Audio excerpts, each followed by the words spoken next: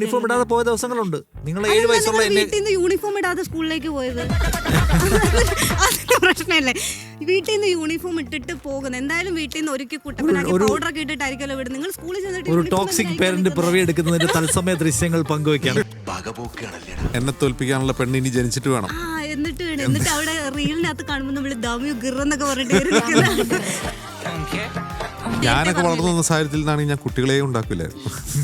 പറയാൻ പറ്റും ഒരു 18 എത്തുമ്പോഴാണ് കുട്ടികൾക്ക് ഈ അഡ്വൈസ് കേട്ട് പിന്നെ ഇപ്പോൾ സംശയം അറിയോ, ഞാൻ വളർത്തുന്ന രീതി തെറ്റാണോ, ഇങ്ങനെ അല്ലേ വളർത്തേണ്ടെന്നുള്ളൊരു ചിന്ത ഉള്ളിൻ്റെ ഉള്ളിൽ വരികയാണ്.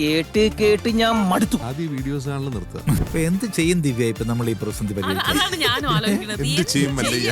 നമ്മൾ എന്ത് ചെയ്യും മല്ലയ്യ?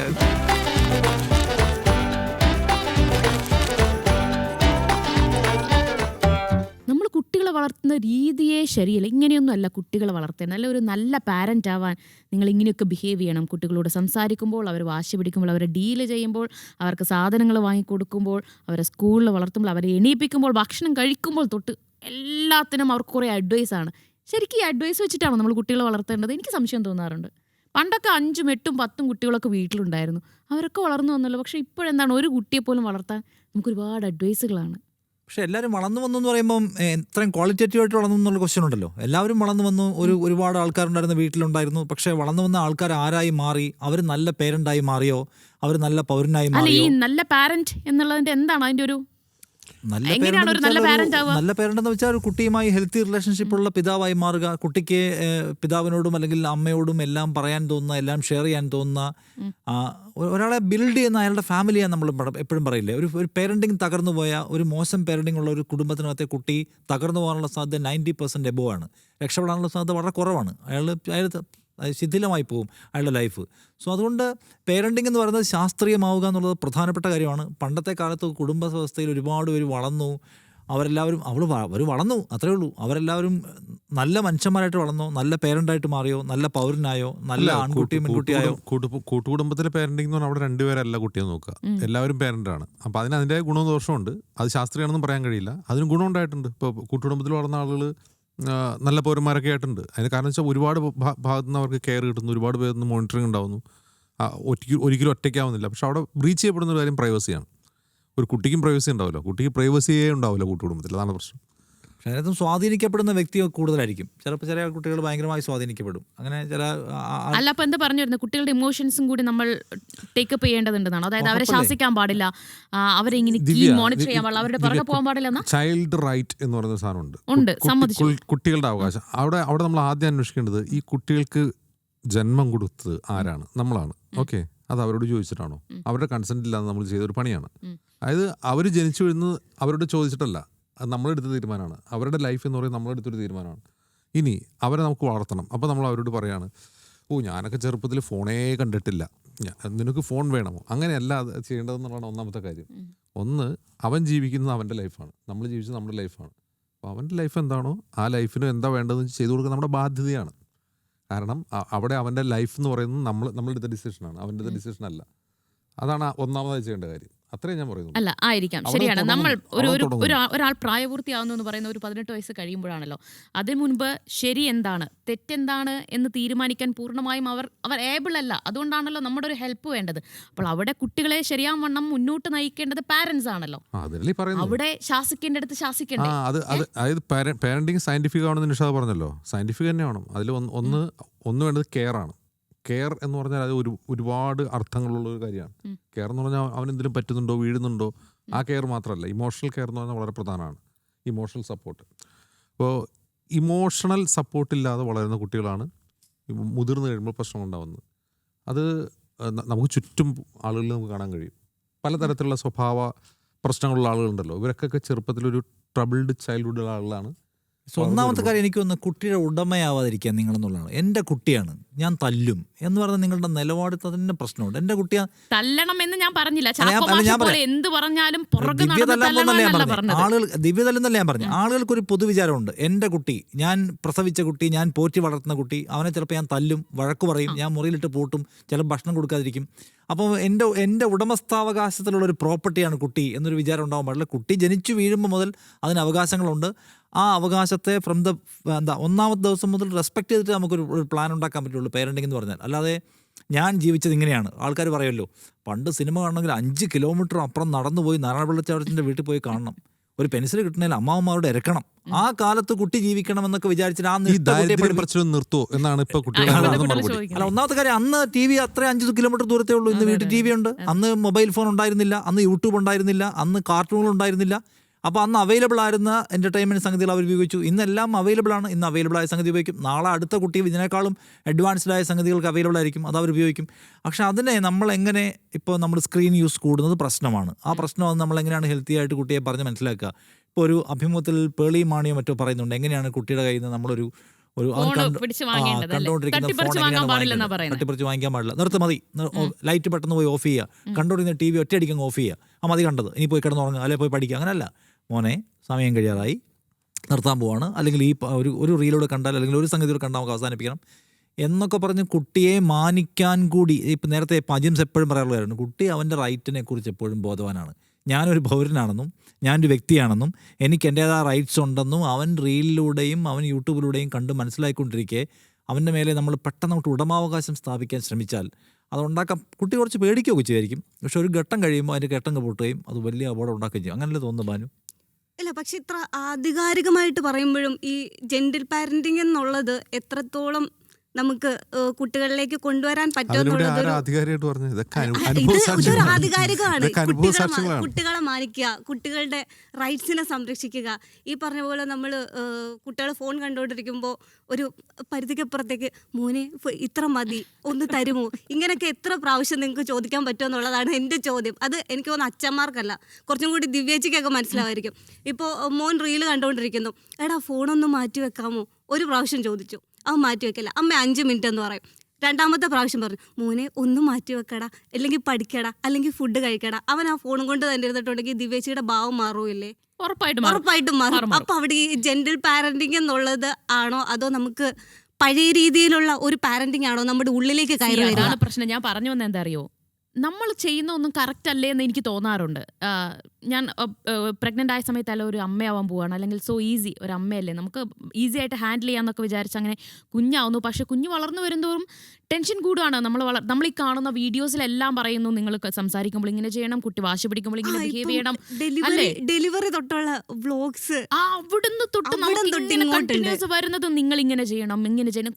സോ മച്ച് അഡ്വൈസ് ആണ്. ഈ അഡ്വൈസ് കേട്ട് പിന്നെ ഇപ്പോൾ സംശയം എന്താ അറിയോ, ഞാൻ വളർത്തുന്ന രീതി തെറ്റാണോ, ഇങ്ങനെ അല്ലേ വളർത്തേണ്ടെന്നുള്ളൊരു ചിന്ത ഉള്ളിൻ്റെ ഉള്ളിൽ വരികയാണ്. നമ്മൾ കുട്ടികളെ ശരിയായിട്ടല്ലേ വളർത്തുന്നതെന്ന് തോന്നൽ വരും. ആദ്യം വീഡിയോസ് കാണൽ നിർത്തുക, കുട്ടി അമ്മയെ ഒരുമിച്ച് റീല് കാണുകയാണ്. ഇതിപ്പോ ആരോട് നിർത്താൻ പറയുന്ന ഒരു പ്രശ്നം.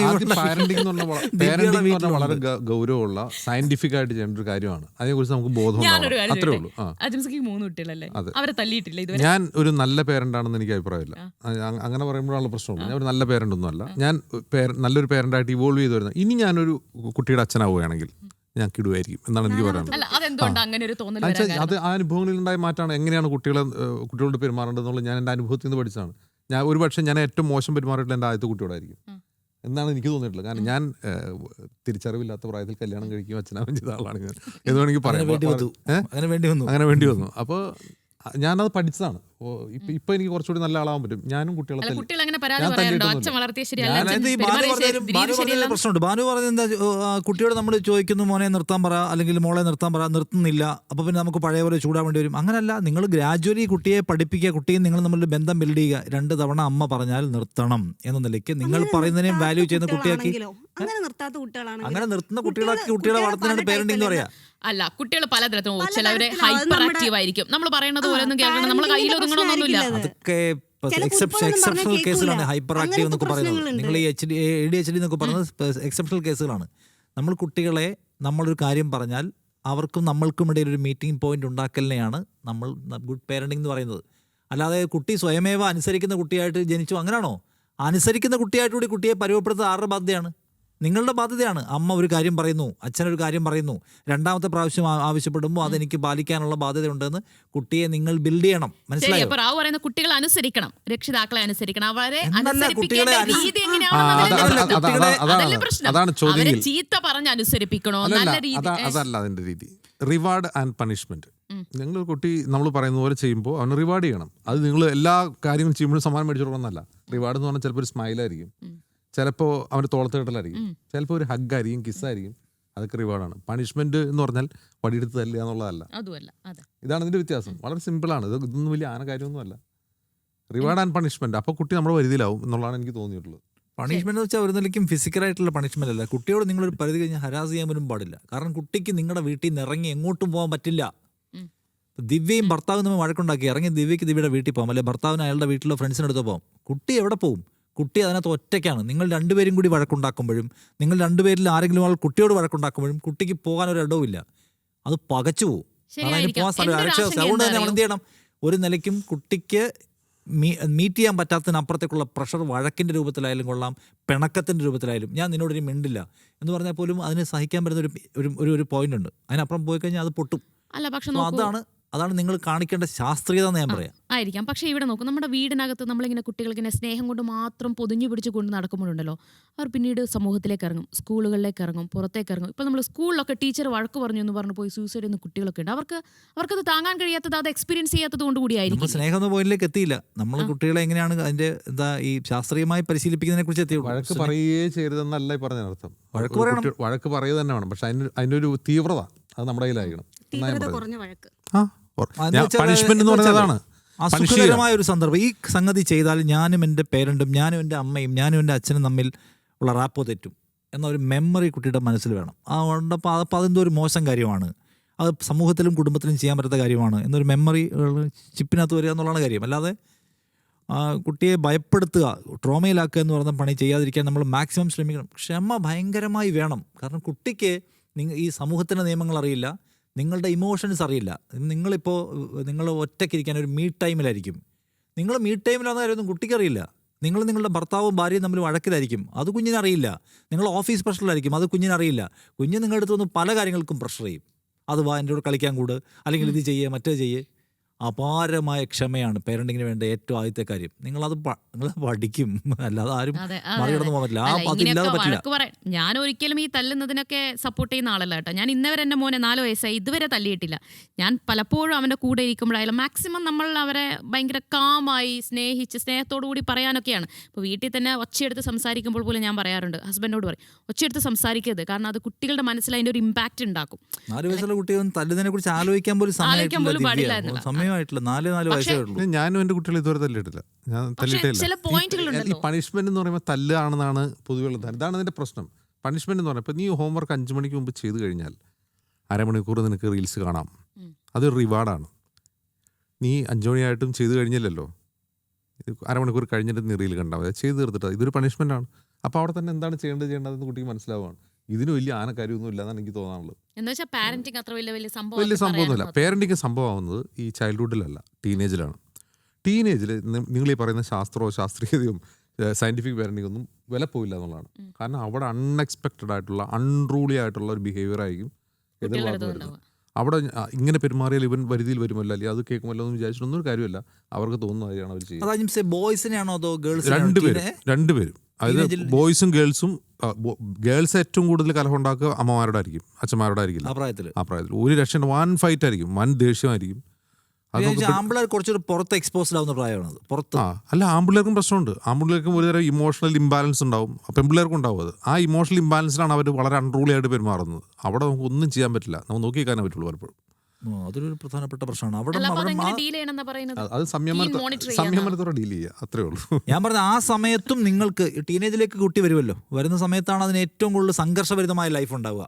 ആ സമയത്ത് നിങ്ങൾ അവരുടെ ഒരു കണക്ഷൻ പോയിന്റ് ആയിട്ട് നിൽക്കുന്നതിന് നിങ്ങൾ ഈ താഴെ നിന്നുള്ള പണി എടുക്കണമെന്ന് ഞാൻ പറയാം. അതായത് അവർക്ക് ചെന്ന് ചേരാൻ പറ്റുന്ന, അവർക്ക് എന്താ പറയുന്നത്, അവർക്ക് ആശ്രയിക്കാൻ പറ്റുന്ന ശരിക്കും അങ്ങനെ ഒരു ഫ്രണ്ട്ഷിപ്പ് ബിൽഡ് ചെയ്യാൻ പറ്റും. അത് എത്രത്തോളം പോസിബിൾ ആയിട്ടുള്ള കാര്യമാണ്. പറ്റും. അതിന്റെ അവിടെയാണ് എത്രത്തോളം ഉറപ്പ് പറയാൻ പറ്റും. അച്ഛനോടോ അമ്മയോടോ ഒരു ഫ്രണ്ട്സിനോട് പറയുന്ന കാര്യങ്ങൾ ഈ അടുത്ത നവ്യനാരുടെ ഒരു ഇന്റർവ്യൂല് അവരിരുന്ന് പറയുന്നുണ്ടായിരുന്നു, എന്റെ മകൻ എന്നോട് അവന് ഒരു അമ്മയോട് പറയാൻ പറ്റുന്ന കാര്യങ്ങൾ മാത്രമേ അവൻ അത് പറയുള്ളൂ എന്ന്, അല്ലാതെ ഒരു ഫ്രണ്ട്സിനോട് പറയുന്ന കാര്യങ്ങളോ അങ്ങനെ ഷെയർ ചെയ്യാൻ പറ്റുന്ന കാര്യങ്ങൾ അച്ഛനോടോ അമ്മയോടോ പറയില്ല. എൻ്റെ മോള് ട്യൂഷൻ സെന്ററിൽ പോയി, അവൾക്കൊരു പ്രപ്പോസൽ കിട്ടി. അവൾ 9ാം ക്ലാസ്സിലാണ് പഠിക്കുന്നത്. അതിനോടൊന്ന് പറഞ്ഞു, 9ാം ക്ലാസ്സിൽ എന്ന് പറഞ്ഞാൽ അവള് അങ്ങനെ ഒരു വലിയ കുട്ടിയൊന്നും ആയിട്ടില്ല. ക്ലാസ്സിലിരിക്കുന്ന പയ്യൻ പ്രപ്പോസ് ചെയ്തു. അപ്പോൾ ഞാൻ ചോദിച്ചു നീ എന്തായിരുന്നു റിയാക്ട് ചെയ്ത്? എനിക്കതിൽ താല്പര്യം ഉണ്ടായില്ല, അതുകൊണ്ട് ഞാൻ പറഞ്ഞു. പക്ഷെ എനിക്ക് സന്തോഷം തോന്നി, പ്രപ്പോസ് ചെയ്യുമ്പോൾ സന്തോഷം തോന്നി എന്ന് പറഞ്ഞു. പക്ഷെ ഞാൻ ഇപ്പൊ വേറൊരു ഈ കാര്യം വന്ന ചോദിക്കട്ടെ? കാലത്തൊക്കെ അതിപ്പോ proposals താല്പര്യമില്ലാത്തതുകൊണ്ട് ഒക്കെ വന്ന് ഒരു വലിയ പറഞ്ഞു. കാര്യമാണോ? ആ കുട്ടിക്ക് താല്പര്യമുണ്ട്, വേണമെങ്കിൽ ഇഷ്ടമാണെന്ന് പറയാം. പറയണമെന്നില്ല. പറയണമെന്നില്ല, അതാണ് പ്രശ്നം. ഞാൻ പറയട്ടെ, ഇപ്പോൾ അവൾക്ക് താല്പര്യമുണ്ട്, അവൾ പറയണമെന്നില്ല, അങ്ങനെയും സംഭവിക്കാം. അപ്പോൾ അത് നമ്മൾ മനസ്സിലാക്കാൻ പറ്റുക എന്നുള്ളതാണ്. അവരൊരു 18 വയസ്സ് വരുന്നവരെ അവരെന്തൊക്കെ ചെയ്യുന്നു ചെയ്യുന്നില്ല എന്നുള്ളത് നമ്മൾ മനസ്സിലാക്കുക. അതിന് കുറച്ച് സ്പൈ വർക്കൊക്കെ ആയാലും കുഴപ്പമൊന്നുമില്ല, അവരറിയാതെ നമ്മളറിയാതെ ഒന്നും അവർ ചെയ്യരുത്, അത്രേ ഉള്ളൂ. അല്ല, 18 വയസ്സ് വരെയുള്ള കുട്ടിയെ നിരീക്ഷിക്കാനും ഒരർത്ഥത്തിൽ നിയന്ത്രിക്കാനും ഒക്കെയുള്ള ഒരു ബാധ്യത കൂടി നമുക്കുണ്ടല്ലോ. കാരണം അവരെ പൂർണ്ണമായിട്ട് നമുക്ക് അപ്പൊ ആ പ്രൈവസി അവിടെ പോത്തില്ലേ? നിങ്ങൾ നേരത്തെ പറഞ്ഞ പ്രൈവസി അല്ല, കുട്ടി അതൊരു പ്രൈവസിയിലേക്കുള്ള കടന്നേറ്റമല്ലേ? കുട്ടികളുടെ അവകാശങ്ങൾ, ഇമോഷണൽ ഇംബാലൻസിലുള്ള പൂർണ്ണ പക്വതയിലെത്താത്ത പ്രായത്തിൽ കുട്ടിയെ നമുക്ക് നിരീക്ഷിക്കാൻ കഴിയണം. അല്ലെങ്കിൽ കുട്ടി എത്തിയില്ലല്ലോ, നമ്മളെ കണക്കൂട്ടിലെത്താണ്. കുട്ടി എത്തുന്ന ഒരു 18 എത്തുമ്പോഴാണ് കുട്ടി ആ കാര്യത്തിൽ ഒരു തീരുമാനങ്ങൾ എടുക്കാൻ കഴിയുന്ന തരത്തിൽ ഒരു 18 എത്തുമ്പോഴാണ് കുട്ടികൾക്ക് ചിലർ ഇങ്ങനത്തെ 17 എത്തും, ചിലർ 13 എത്തും, ചിലർ 13 എത്തും. അതിന്റെ ശാസ്ത്രീയത എന്താണ് 13 എത്തുന്നതിന്റെ? അല്ല, ഇപ്പോഴത്തെ കുട്ടികൾ കണ്ടു വളരുന്നതും നമ്മൾ വളർന്നു വന്ന രീതിയുമായിട്ട് ഭയങ്കര വ്യത്യാസമുണ്ട്. ഞാൻ വളർന്നു വന്ന രീതിയല്ല, നിങ്ങൾ വളർന്നു വന്ന രീതി, അതുമായിട്ട് ഒരു വ്യത്യാസമില്ലേ? മീൻസ് നമ്മളെ വളർത്തിയതുപോലെ ഭയങ്കരമായിട്ട് ഇൻഫ്ലുവൻസ്ഡ് ആവും. എന്റെ മോൻ റീൽസ് കണ്ടിട്ടാണെന്ന് തോന്നുന്നു വന്നിട്ട് കാണിച്ചു കൂട്ടുന്ന ഓരോ കോപ്രായങ്ങൾ. ഞാൻ തന്നെ വിചാരിക്കും ഇവര് റീൽസിൽ കാണുന്ന കുറെയൊക്കെ സാധനങ്ങള് എന്തൊക്കെയോ ബ്രെയിൻ റോട്ട് പോലത്തെ സാധനങ്ങൾ കേൾക്കും. അവർ പറയുന്ന കാര്യങ്ങൾ പോലും നമുക്ക് ചിലപ്പോൾ മനസ്സിലാവണമെന്നില്ല. എന്നുവെച്ചാൽ എപ്പോഴും നമുക്ക് ഇവര് മൊബൈലിൽ ഏത് റീൽസ് എന്താ കാണുന്നതെന്ന് എപ്പോഴും നോക്കിയിരിക്കാൻ പറ്റുമോ? പറ്റുമോ? എന്ത് ചെയ്യും ദിവ്യ ഇപ്പൊ നമ്മൾ ഈ പ്രതിസന്ധി പരിഹരിക്കാൻ? അതാണ് ഞാനും ആലോചിക്കുന്നത്. നമ്മൾ എന്ത് ചെയ്യും മല്ലയ്യ? ഗുരുതര പ്രശ്നമായിട്ടാണ് ദിവ്യ വന്നിരിക്കുന്നത്. അല്ല, ഞാൻ എൻ്റെ ഉള്ളിലുള്ള വല്ലാത്തൊരു സംഘർഷമാണ് കേട്ടോ. ഓരോന്ന് വീട്ടിൽ നിന്ന് കാണുന്നതാണല്ലോ നമുക്ക്. അപ്പോൾ ഇതെങ്ങനെ ഡീൽ ചെയ്യണമെന്ന് എന്നതിൽ എനിക്കറിയില്ല. അപ്പോൾ ഞാൻ ആലോചിക്കേണ്ട, ഈ കുട്ടികൾ ഇനി വളരും തോറും ഈ പ്രശ്നങ്ങൾ, സംഘർഷങ്ങൾ കൂടിക്കൊണ്ട് വരികയല്ലേ ചെയ്യുക. സ്കൂളിൽ പോകുമ്പോൾ നമുക്ക് എപ്പോഴും പുറകെ നടന്ന് ഈ കുട്ടി എന്ത് ചെയ്യുന്നു, ഈ കുട്ടി സ്കൂളുകളിലെ ലഹരി ഉപയോഗം, അല്ലാതെയുള്ള മറ്റു പ്രശ്നങ്ങൾ. ഞാൻ അതാണ് പറയുന്നത്, നമ്മുടെ കുഞ്ഞ് നമ്മളറിയാതെ എന്തെങ്കിലും ചെയ്യുന്നുണ്ടോ എന്ന് നമ്മൾ ഉറപ്പാക്കുക എന്നുള്ളതാണ് അവിടുത്തെ പ്രശ്നം. അവൻ ലഹരി ഉപയോഗിക്കുന്നുണ്ടോന്നൊക്കെ വേറൊരു കാര്യമാണ്. നമ്മളറിയാതെ എന്തെങ്കിലും ചെയ്യുന്നുണ്ടെങ്കിൽ അത് നമ്മുടെ ശ്രദ്ധയിലുണ്ടോ അത് ഉറപ്പാക്കുക, അത്രേ പക്ഷേ എപ്പോഴും അത് ശ്രദ്ധയിൽ വരണം. ആ ശ്രദ്ധയിൽ വരുത്തണം. അതാണ് പേരന്റിങ്ങിന്റെ പ്രശ്നം എന്ന് പറയുന്നത്. ഇപ്പൊ ഇൻസ്റ്റയിൽ അവൻ ആരോടാണ് സംസാരിക്കുന്നത്, ക്ലാസ്മേറ്റ്സിനോട് എന്താണ് സംസാരിക്കുന്നത്, ആരോട് എന്താണ് പറയുന്നത്, മൂഡ് എന്താണ്, ഡെയിലി അയാളുടെ മൂഡ് എന്താണ്, സ്വാഭാവികമായിട്ട് കാര്യങ്ങൾ പറയുന്നത്, ഇതെല്ലാ കാര്യങ്ങളും നമ്മളോടൊന്നും പറയില്ല. അത് നമ്മൾ അറിഞ്ഞിരിക്കുക എന്നുള്ളതാണ് പേരന്റ് ചെയ്യേണ്ടത്. പേരന്റിങ് കുറച്ച് ശാസ്ത്രീയമായി, അത് ലോകം മാറുകയാണ്. കുട്ടിക്ക് കിട്ടുന്ന ഡിവൈസും കുട്ടിക്ക് കിട്ടുന്ന കണ്ടന്റും മാറുന്നു, നിങ്ങൾക്ക് കിട്ടുന്ന കണ്ടന്റും മാറിയില്ലേ, നിങ്ങളുടെ കൈ കിട്ടുന്ന ഡിവൈസുകളും മാറിയില്ലേ. സോ നിങ്ങളും അതിനകത്ത് പണിയെടുക്കണം, നിങ്ങളും പഠിക്കണം. എന്നാലേ നിങ്ങളുടെ ടീനേജിലേക്ക് കടക്കുന്ന സമയത്താണ് നമ്മൾ അവരെ ശരിക്കും ഗൈഡ് ചെയ്യേണ്ടത്. വെച്ചാൽ അവർ വേറൊരു വേൾഡിലേക്കാണ്, അഡൾട്ട്ഹുഡ് എന്ന് പറഞ്ഞാൽ വേറൊരു വേൾഡിലേക്ക് കിടക്കുകയാണ്. അവിടെ അതുവരെ അവൻ ചിന്തിക്കാത്തതും കാണാത്തതുമായ കുറേ അധികം കാര്യങ്ങളുണ്ട്. അവിടെ നമ്മൾ ഗൈഡ് ചെയ്യാൻ പറ്റണം. അത് ഗൈഡ് ചെയ്യാൻ പറ്റണം എന്ന് വെച്ചാൽ അത് അവന് മനസ്സിലാവുന്ന രീതിയിൽ ഒരു അച്ഛനും മകനും, അല്ലെങ്കിൽ അച്ഛനും മകളും, അല്ലെങ്കിൽ അമ്മയും മകനും, അമ്മയും മകളുടെ രീതിയിൽ പറയാൻ പറ്റുന്നവരെ പറയാൻ പറ്റണം. ഇന്ന കാര്യങ്ങളൊക്കെ വരാൻ, നിനക്ക് 12 വയസ്സായി, നിനക്ക് നീ ഇതുവരെ കാണാത്ത കുറേ കാര്യങ്ങൾ ഇനി വരാൻ പോവുകയാണ് എന്നൊരു സൂചന. ഇത് ഒറ്റ ദിവസം വന്നിട്ട് ക്ലാസ് എടുപ്പിക്കുകയല്ല, ഇത് പല ദിവസങ്ങളിലായിട്ട് നമ്മൾ ചെറിയ ഡോസായിട്ട് കൊടുക്കേണ്ട കാര്യം തന്നെയാണ്. കാരണം ഈ 12 വയസ്സിൽ പെൺകുട്ടികളാണെങ്കിൽ പീരിയഡ്സ് ആവും, ആൺകുട്ടികളാണെങ്കിൽ പ്യൂബർട്ടി വരും. അവർക്ക് അതൊക്കെ അത്ഭുതമായിരിക്കും. ഇതെന്തെങ്ങനെയെന്നൊക്കെ അവർ തന്നെ വിറങ്ങലിച്ചിരിക്കുന്ന സമയത്താണ്. ആ സമയത്ത് അവർ ഉപദേശം തേടി വേറെ എവിടെയും പോരുത്. അവർ നെറ്റിൽ സെർച്ച് ചെയ്ത് വാട്ട്സ് ഹാപ്പനിങ് ടു മീ എന്ന് അത് അവന് വീട്ടിൽ കിട്ടാൻ പറ്റണം. അത് പറയാവുന്നൊരു ഭാഷ നമ്മൾ രൂപപ്പെടുത്തണം ഞാൻ പറയാം. ആക്ച്വലി ഈ ഫോണിന്റെ ഉപയോഗം കുട്ടികൾ വല്ലാത്ത രീതിയിൽ പ്രശ്നം ഉണ്ടാക്കില്ലേ? അവന്റെ മോളൊന്നും കാണാറില്ലേ, ഫോൺ നോക്കാറില്ലേ? പിന്നെ എനിക്ക് എന്റെ കൂടുതലെന്നുള്ള അഭിപ്രായമൊക്കെ എനിക്കുണ്ട്. അതിനുള്ള മൊത്തത്തിലുള്ള ലോകം മനസ്സിലാക്കുന്നത് അവരുടെ ക്യാരക്ടറിൽ അത് വലിയ രീതിയിലൊരു മാറ്റം വരുത്തുന്നില്ല. ക്യാരക്ടർ എന്ന് വെച്ചാൽ നമ്മൾ അതിന്റെ സമയം കൊടുക്കും, നമ്മൾ പേരൻസ് നിലയ്ക്കുള്ള സമയം നമ്മൾ അതിനോട് മാനേജ് ചെയ്ത് കൊടുക്കും. അല്ല അത് മാത്രമായി ഫുൾ ടൈം ഇരിക്കും. പുള്ളി അതിനേക്കാളും താല്പര്യം ഫിസിക്കലി ആക്ടിവിറ്റീസിലാണ്. നമുക്ക് ഒരുമിച്ച് കൂടെ കളിക്കാം, അല്ലെ പുറത്തു പോകാം, ഭക്ഷണം കഴിക്കാൻ പോകാം, അല്ലെ വീട്ടിലെന്തെങ്കിലും കളിക്കാം. അതിനാണ് പുള്ളിക്ക് കൂടുതൽ താല്പര്യം. എല്ലാ സമയത്ത് റീൽസ് കാണും പുള്ളി. അതുവഴി ഞാൻ മനസ്സിലാക്കുന്ന പോസിറ്റീവായി എല്ലാവരും പറയും നിങ്ങൾ റീല് കാണുന്നതിനെ കുറിച്ച് അല്ലെങ്കിൽ ഈ ഡിവൈസിലിരിക്കുന്നത് പ്രശ്നമൊക്കെ ഉണ്ടാവും കേട്ടോ. അവരുടെ അറ്റൻഷനെയൊക്കെ ബാധിക്കും. റീലിൻ്റെ ഒരു പ്രശ്നമുണ്ട്. റീൽ ഇങ്ങനെ ടക്ക് നമ്മൾ മുകളിലേക്ക് ഇടണം. അപ്പോൾ അവരുടെ ഒരു സംഗതിയിൽ അറ്റൻഷൻ സ്റ്റിക്ക് ചെയ്യാനുള്ളൊരു പ്രശ്നം അവർക്കുണ്ടാവും. അതിനപ്പുറം പോയാൽ ലോകത്തെക്കുറിച്ച് ഭയങ്കരമായിട്ട് മനസ്സിലായിക്കൊണ്ടിരിക്കുകയാണ്. എന്താണ് ഇപ്പോൾ ട്രെൻഡിങ്. ഇപ്പം എന്നോട് പറയും പാപ്പ ഇപ്പോൾ ഇതാണ് ട്രെൻഡിങ്, അല്ലെങ്കിൽ ഈ ഉടുപ്പ് ട്രെൻഡിങ് ആണ്, ഈ പാട്ട് ട്രെൻഡിങ് ആണ്. ഇപ്പോൾ ഇന്നലെ എന്നോട് ചോദിക്കുകയാണ്, ഇപ്പോൾ കുട്ടിക്ക് 1ാം ക്ലാസ്സിലാണ് പഠിക്കുന്നത്, ഗാന്ധിജിയുടെ പേര് മാറ്റിയോ പാപ്പാന്ന് ചോദിച്ചു. അപ്പോൾ ഞാൻ ചോദിച്ചപ്പോൾ ഗാന്ധിയുടെ പേര് മാറ്റി, അത് വലിയ പ്രശ്നമല്ല ചോദിച്ചാൽ പ്രശ്നമാണ്. ഗാന്ധിയുടെ പുതിയ പേരെന്താണെന്ന് ചോദിച്ചു. പുള്ളി മനസ്സിലാക്കിയത് ഗാന്ധിയുടെ പേര് ഈ മൻരേഗ പദ്ധതി എന്ന് മാറ്റിയല്ലോ, അത് പുള്ളിയുടെ ശ്രദ്ധയിലുണ്ട്, അത് എവിടെയോ റീലിലോ ഒന്നും മറ്റു കണ്ടിട്ടുണ്ട്. അപ്പോൾ ഞാൻ പറഞ്ഞത് എല്ലാം കാണുന്നുണ്ട്. പിണറായി വിജയൻ കേരളം ഭരിച്ചുകൊണ്ടിരിക്കുകയാണ് എന്ന കാര്യം പുള്ളിക്കറിയാം. KSRTC ബസ് പോകുമ്പോൾ പിണറായി വിജയൻ്റെ ബസ്സാണെന്ന് പറഞ്ഞത്, കാരണം അത് സ്റ്റേറ്റിൻ്റെ ബസ്സാണെന്ന് പുള്ളിക്ക് അത്രയൊക്കെ പുള്ളി എത്തി. അതൊന്നും സാറിലേക്ക് നമ്മൾ പഠിപ്പിച്ചു കൊടുക്കാറായിട്ടില്ലല്ലോ. അപ്പോൾ അതിലൊക്കെ രാഷ്ട്രീയ വിദ്യാഭ്യാസം, ടെക്നോളജിയുമായി ബന്ധപ്പെട്ട കാര്യം, എന്ത് ചെയ്യണം, ഒരു സംഗതി എടുത്താൽ അതിനകത്ത് എന്തൊക്കെ തരത്തിലും. ഇപ്പം നമ്മുടെ ഓഫീസിലെ ജിജി പറഞ്ഞേക്കാം, ജിജിയുടെ മോള് റിമോട്ട് പണ്ട് കംപ്ലൈൻ്റ് ആയ വേറെ ഒരെണ്ണം പോയി മേടിക്കായിരുന്നു, പാളയത്ത് നിന്ന് മേടിക്കാൻ രീതി. ഇപ്പോൾ കംപ്ലൈൻ്റ് ആയ മോളങ്ങ് നന്നാക്കുക ചെയ്യുക, കാരണം അതിന് അത്ര പ്രശ്നമുള്ളൂ എന്ന് പുള്ളിക്കാരിക്ക് അറിയാം. അപ്പോൾ ആ നിലയ്ക്ക് ആളുകൾക്ക് അത് ഗുണം ചെയ്യുന്നുണ്ട്. വേറൊരു വേൾഡ് ലോകത്തുണ്ട്, വേൾഡ് മാറിക്കൊണ്ടിരിക്കുക എന്നൊക്കെ മനസ്സിലാക്കാൻ പിള്ളേർക്ക് ഭയങ്കരമായിട്ട് ഗുണം ചെയ്യുന്നതാണ്. വേറൊന്ന്, നമ്മൾ കുട്ടികളെ വളർത്തിക്കൊണ്ട് വരുമ്പോൾ 21ാമത്തെ വയസ്സിൽ ഇവിടെ കെട്ടിച്ചു വിടണമല്ലോ, അതിനുള്ള സമ്പാദ്യം എന്തായിരിക്കും, ഇതൊന്നും ആലോചിക്കാതിരിക്കുക, അത് പ്രധാന കാര്യമാണ്. അതൊക്കെ എനിക്ക് തോന്നുന്നൊരു ഇനിയും കുറച്ചങ്ങോട്ട് പോകുമ്പോൾ അതൊന്നും ഒരു സംഗതിയല്ല. പണ്ട് ഓഡിറ്റോറിയം ബുക്ക് ചെയ്യാനുള്ള 1.5 ലക്ഷം ഞാൻ എവിടുന്ന് കണ്ടെത്തുമെന്ന് ആലോചിക്കുന്ന പോലത്തെ പരിപാടികൾ അവസാനിപ്പിക്കണം.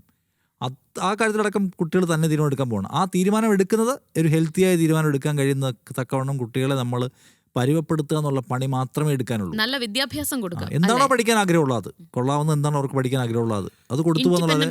പിന്നെ ആൺകുട്ടികളുടെ കാര്യത്തിലാണെങ്കിൽ, ഇവർ പെൺകുട്ടികളെ പറ്റിയാണ് നിഷാദ് പറഞ്ഞിട്ടുള്ളത്. ആൺകുട്ടികളുടെ കാര്യത്തിലാണല്ലോ ഏറ്റവും പ്രശ്നം. നമ്മൾ നമ്മുടെ ടീനേജിൽ, നമ്മുടെ ചെറുപ്പത്തിൽ ചെയ്തതൊക്കെയും ഇവർ ചെയ്യും എന്നൊരു ബോധ്യം നമുക്ക് ആദ്യം തന്നെ ഉണ്ടാവണം. നമ്മൾ എന്തൊക്കെ ചെയ്തിട്ടുണ്ട് അതൊക്കെ ഇവർ ചെയ്യും. അതിനപ്പുറം ചെയ്യുന്ന കാണുമ്പോൾ നമുക്ക് അവരോടുള്ള ദേഷ്യം, എന്തെങ്കിലും ചെയ്തു കഴിഞ്ഞാൽ അവരോടുള്ള ദേഷ്യം മാറും. ഞാൻ ഈ പ്രായത്തിൽ ഇങ്ങനെ ചെയ്തതാണല്ലോ എന്നൊരു ഓർമ്മ വരും. അത്രേ ഉള്ളൂ. അങ്ങനെ വളരെ സില്ലിയായിട്ട് കാണുക, പരിഹരിക്കുക, അവരോടൊപ്പം നിൽക്കുക. ഞാൻ പറയുന്നത് കുട്ടികളെ പിന്നെ എന്തെങ്കിലും ക്രൈം തന്നെ ചെയ്യുന്നിരിക്കട്ടെ, നമ്മുടെ കുട്ടികളുടെ ക്രൈം ചെയ്തു വലിയ സീരിയസ്, അപ്പോൾ പോലും എന്താണ് നമ്മൾ അവരെ സപ്പോർട്ട് ചെയ്ത് നിൽക്കുക എന്നുള്ളതാണ്. കാരണം ആ ചെയ്യുന്ന ക്രൈം ചെയ്യുന്നത് പോലും അവൻ്റെ ഏതോ ഒരു പ്രശ്നത്തിലാണ്, നമ്മുടെ പേരൻറ്റിങ്ങിൻ്റെ ഒരു പ്രശ്നത്തിലാണ് അത് ചെയ്യുന്നത് നമ്മൾ മനസ്സിലാക്കുക. അങ്ങനെ അവൻ്റെ ഒപ്പം നിൽക്കുക എന്നുള്ളതാണ്. അപ്പൊ ഈ കണ്ടതൊന്നും അല്ല, വലുതൊക്കെ എന്തൊക്കെയോ വരാനിരിക്കുന്നല്ലേ, സംയമനം പാലിക്കണം. വലുത് വരാനിരിക്കുകയാണ്. സിദ്ധാന്തം പറഞ്ഞ കുട്ടികളെ വളർത്തുന്നുള്ള യാഥാർത്ഥ്യത്തിലേക്ക് നിങ്ങൾ എത്തിപ്പെടാൻ പോകുന്നു. ഞാൻ കുറച്ചും കൂടി എന്നെ വളർത്തി വന്ന രീതിയിൽ നിന്ന് ഞാൻ കുറച്ച് ഇൻഫ്ലുവൻസ്ഡ് ആയിട്ടായിരിക്കും എനിക്ക് വരാൻ പോകുന്ന കുട്ടികളെ ഞാൻ വളർത്താന്നുള്ളൊരു ഇതെനിക്കുണ്ട്. നമ്മൾ കുട്ടികൾ എന്തെങ്കിലും ആഗ്രഹം പറഞ്ഞിട്ടുണ്ടെങ്കിൽ 2 അടി കൊടുത്ത് അവിടെ ഇരുത്തണം. കുട്ടിയുണ്ടോ? ഇല്ല, എനിക്ക് കുട്ടിയില്ല.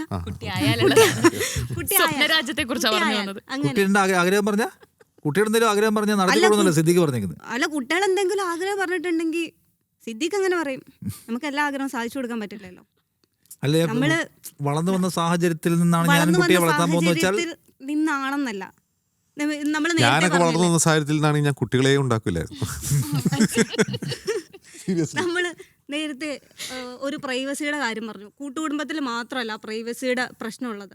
ഇപ്പം 2 മക്കളുള്ള വീട്ടിലാണെങ്കിലും നമുക്കൊക്കെ നമ്മൾ ചില റീൽസിലൊക്കെ കണ്ടിട്ടില്ലേ, ഒരാൾക്ക്, അതായത് ഒരു പെൺകുട്ടിക്ക് ഏറ്റവും കൂടുതൽ വേണ്ടത്, അല്ല ഒരാൾക്ക് ക്രിയേറ്റീവായിട്ട് ജീവിക്കണമെങ്കിൽ വേണ്ടത് ഒരു മുറിയാണെന്ന്. അപ്പം നമുക്ക് ദിവ്യച്ചയ്ക്ക് കിട്ടിയിട്ടുണ്ടോ വീട്ടിലൊരു മുറി? എനിക്കത് കിട്ടിയിട്ടില്ല. നമ്മുടെ വീട്ടിലൊക്കെ ഒരാൾക്ക് ഒറ്റ മുറി എന്നൊക്കെ പറഞ്ഞാൽ ഭയങ്കര ലക്ഷറി ആയിട്ടുള്ള കാര്യമാണ്. അതായത് നമ്മൾ എല്ലാ കാര്യങ്ങളും ഈ പറയുന്ന പോലെ മോണിറ്ററായിട്ടാണ് നിൽക്കുന്നത് ആൾക്കാർ. ഇപ്പം നമ്മൾ ഇവരുടെ കൂടെ TV കാണുമ്പോഴോ അല്ലെങ്കിൽ ഇവരുടെ കൂടെ ഒക്കെ ഇരിക്കുമ്പോഴായിരിക്കും ലവ് മെസ്സേജ് അയക്കുന്നത്, ലെറ്റ്സ് ബ്രേക്കപ്പ് എന്ന് പറഞ്ഞിട്ട്. എവിടെ പോയിരുന്ന് കരയും? എവിടെ പോയിരുന്ന് കരയും? നമ്മൾ ബാത്റൂമിൽ കയറിയിരുന്ന് കരയാന്ന് വിചാരിച്ചിട്ടുണ്ടെങ്കിൽ 5 മിനിറ്റ് കഴിയുമ്പോഴത്തേക്ക് അപ്പം മുട്ട് വരും, കഥകു തുറ എന്ന് പറഞ്ഞിട്ട്. ആ ഒരു സംഭവം ഉണ്ട്. എനിക്കത് മിക്ക വീട്ടിലും അതുണ്ടാവും. വളരെ കുറച്ച് നമ്മുടെയൊക്കെ ജനറേഷനിലുള്ള വളരെ കുറച്ച് ആൾക്കാർക്കായിരിക്കും ആ ഒരു ലക്ഷറി കിട്ടിയിട്ടുണ്ടാവുക, ഒരു സ്വന്തമായിട്ടൊരു മുറി, സ്വന്തമായിട്ട് ഒരിത്. അല്ലെങ്കിൽ നമുക്ക് കഥ അടച്ചിട്ടാൽ തന്നെ ഒരു 2 മിനിറ്റ് കഴിയുമ്പോഴത്തേക്ക് എത്തി നോക്കാത്ത അമ്മമാര് കുറവായിരിക്കും എന്ന് എനിക്ക് തോന്നിയിട്ടുള്ളത്. അത്രത്തോളം സ്വന്തം റൂം ഉണ്ടായിട്ടും കാര്യമില്ല, അതിങ്ങനെ നിരീക്ഷിച്ചുകൊണ്ടേയിരിക്കും. മാറ്റി പണിയണം, ഒരു മുറി കൊടുക്കണം, നമുക്കൊരു പ്രൈവസി ആയല്ലോ. തിരിഞ്ഞു നോക്കരുത് അങ്ങോട്ട് ആ മുറിയിലേക്ക്. പിന്നെ ഒരു 6 മണി പ്രശ്നം. നമ്മുടെ ജീവിതത്തിലൊക്കെ 6 മണി എന്ന് പറഞ്ഞാൽ വളരെ പ്രധാനപ്പെട്ട ഒരു സമയമാണ്. 6 മണി കഴിഞ്ഞിട്ടുണ്ടെങ്കിൽ അജിംസിക്കാടെയൊക്കെ വീട്ടിൽ കയറാനുള്ള സമയം എത്രയായിരുന്നു? അല്ല, നിങ്ങളൊരു ടീനേജ് പ്രായമൊക്കെ ആയിരുന്നു, ഇപ്പൊ നിങ്ങൾക്ക് വീട്ടിൽ കയറാൻ. എന്റെ ഫാദർ എന്നെ ഒറ്റ പ്രാവശ്യം അടിച്ചിട്ടുള്ളൂ. അത് അടിച്ചത് ഞാൻ 6 മണിക്ക് ശേഷം കളി സ്ഥലത്ത് നിന്ന് തിരിച്ചു വരാനിട്ടാണ്. ഒറ്റ പ്രാവശ്യം. എനിക്ക് അടിയൊന്നും കിട്ടിയിട്ടില്ല. പക്ഷേ ഈ പറഞ്ഞ ഞാൻ ഏതാണ്ട് കംപ്ലീറ്റ് ഫ്രീ ആയിരുന്നു. ഒരുപാട് വൈകിയൊക്കെ ഞാൻ വീട്ടിൽ വന്നിട്ടുണ്ട്. ആ നിലയ്ക്കുള്ള കടുത്ത നിയന്ത്രണങ്ങളൊന്നും ഞാൻ അനുഭവിച്ചിട്ടില്ല. അല്ല, അത് ഇരുട്ടായതുകൊണ്ട് ഏതാണ്ട് free ആയിരുന്നു. ഇരുട്ടായിട്ട് പക്ഷേ എൻ്റെ ചെറുപ്പത്തിലെ പെങ്ങളെ കാര്യം പറയുന്നത്. അതിനുശേഷം കുറച്ച് മുതിർന്നു കഴിഞ്ഞാൽ പിന്നെ നമുക്ക് നമ്മുടെ ഇഷ്ടം പോലെ ഏതാണ്ട് ഞാൻ ഫ്രീ ആയിരുന്നു, പക്ഷെ എന്റെ പെങ്ങളത്ര ഫ്രീ ആയിരുന്നില്ല. അത് യാഥാർത്ഥ്യമാണ്. ജെൻഡർ ഇനീക്വാലിറ്റി അത് പണ്ട് എല്ലാവരും ഫേസ് ചെയ്താണ്. പക്ഷെ ഇപ്പൊ അതൊക്കെ ഏറെക്കുറെ കുറഞ്ഞിട്ടുണ്ട്. പക്ഷെ എന്നാലും ഉണ്ട് ആരോ വല്ലാത്തൊരു ആശങ്ക ഉള്ളിലുണ്ടാവും. ഒരു ആൺകുട്ടി പുറത്തു പോയതുപോലെ ആയിരിക്കില്ല ഒരു നമ്മുടെ പെൺകുട്ടി കാലത്ത് കണ്ടില്ലെങ്കിൽ. പേരന്റിങ്ങിനെ കുറിച്ച് പറയണത് അത് കുറെ പറയാനുണ്ട്. അത് പറയണ്ടെന്ന് വിചാരിച്ചിട്ടാണ് മിണ്ടാണ്ടിരിക്കുന്നത്. നമ്മുടെ കാലത്ത് പേരന്റിങ് പേരന്റിങ് എന്ന് പറഞ്ഞ സാധനം ഇല്ലാന്ന്. അന്ന് പേരന്റിങ് ഒന്നും ഇല്ല. കുട്ടികളുണ്ടാവുന്നു, അവരെങ്ങനെയൊക്കെ വളരുന്നു, എങ്ങനെയൊക്കെ വളർന്നു. അത്രേ ഉള്ളൂ. അല്ല ഇപ്പോഴാണ് പേരന്റിങ് എന്ന് പറഞ്ഞൊരു സാധനം. ഇപ്പോഴത്തെ പേരൻസിനോട് ചെന്ന് പറയാൻ പറ്റൂ നിങ്ങളുടെ കാലത്ത് ഇത് പേരന്റിങ് അല്ലായിരുന്നു എന്ന്? അങ്ങനെയല്ല. ഇപ്പോഴും ഞാൻ പറഞ്ഞില്ലേ, ഇപ്പം ഞാൻ ഒരു പുതിയ പേരന്റ് ആവുകയാണെങ്കിൽ ഞാൻ കുറേ നല്ല പേരന്റ് ആയിരിക്കും എനിക്ക് തോന്നണത്. എന്തുകൊണ്ടാണ്? നമ്മൾ ഈ കുട്ടികളെ വളർത്തിയിട്ടുണ്ടാകുന്ന എക്സ്പീരിയൻസ് ചെയ്താണ്, കാലം മാറിയതുകൊണ്ടാണ്.